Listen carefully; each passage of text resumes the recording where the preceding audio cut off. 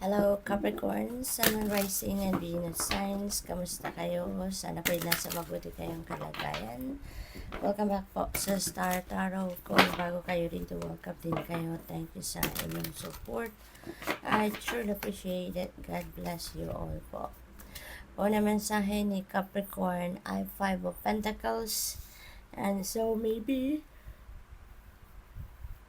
ang iba sa inyo Capricorn, you are isolating yourself, no? Siguro ina-isolate ninyo yung sarili ninyo for some reason.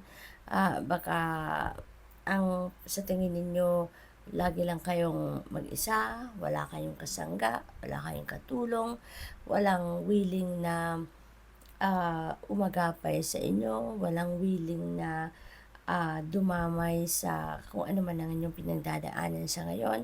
So, maaaring ganun ang sitwasyon, no? Nang iba sa inyo, kaya ina-isolate ninyo ang inyong sarili. Maaari din na ang iba kasi sa inyo ay merong pinagdadaan ng financial constraints, no? At siguro, nag-pick up ko dito, baka meron na kayong nilapitan na tao, humingi kayo ng tulong, pero baka na-reject kayo, no? Yung ganun. Baka hindi kayo binigyan ng tulong ng taong nilapitan ninyo. Kaya parang naano kayo, na-discourage kayo.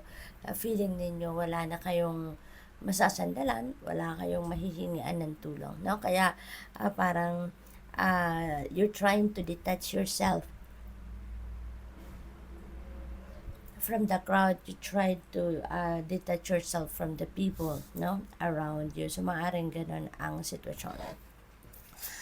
We have the Hermit energy, and so this is a Virgo energy. So maybe you are dealing with a Virgo, or baka meron kayong Virgo placements sa iyong chart, no? Maaring ganun. And the angel of reflection is here para tulungan kayo na makapagmuni-muni kayo, tulungan kayo na makapag-isip kayo, makapag-nilay-nilay kayo. Baka maaari kasi na you need to re-evaluate yourself. You need to re-evaluate the things that are happening sa buhay ninyo, no? Parang ganon. At probably din meron kayong hinahanap na kasagutan, no?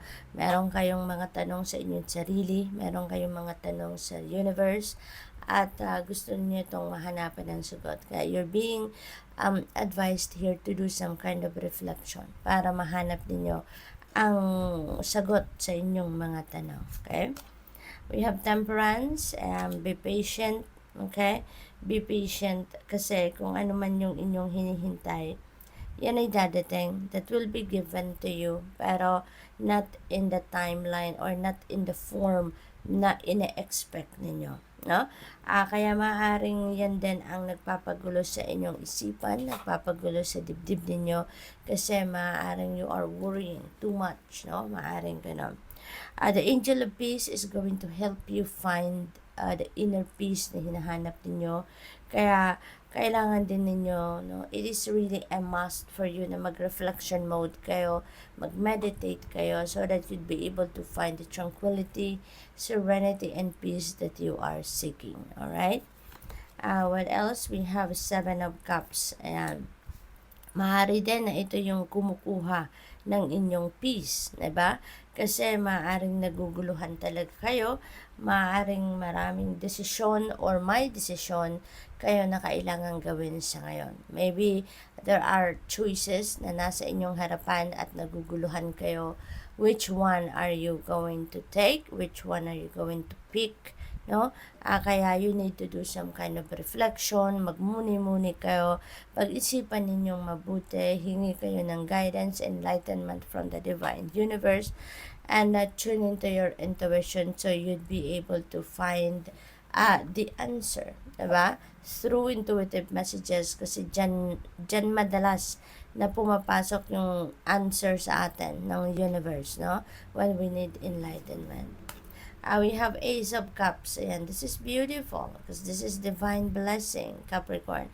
O ano man ang hinihintay ninyo, ano man ang kailangan ninyo sa ngayon, that will be sent to you. Kasi yun ang promise ng Ace of Cups, no? Kung ano yung kailangan ninyo, that will be met, that will be sent to you. oo, it may not be in the exact form na ina-expect ninyo, but what is best for you, what you need right now, yun ang ibibigay sa inyo ng universe. That will be provided to you, no? If you need love sa ngayon, love will be given to you. If you need money, money will be sent to you. No? Kung ano ang kailangan ninyo.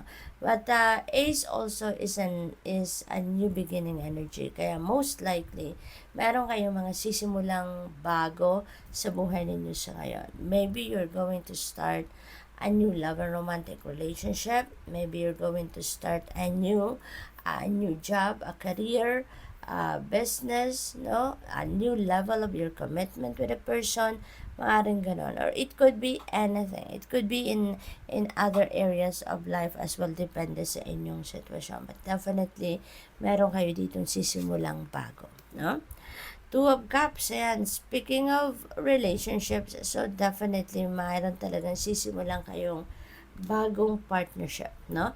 So, it could be love and romantic relationship. It could be a new partnership in business, a new friendship, a new collaboration in a project, or it could be in any area of life na kailangan ninyo ng tulong, kailangan ninyo ng makakasama, you are going to start to build a new partnership dito. Kaya, good luck po.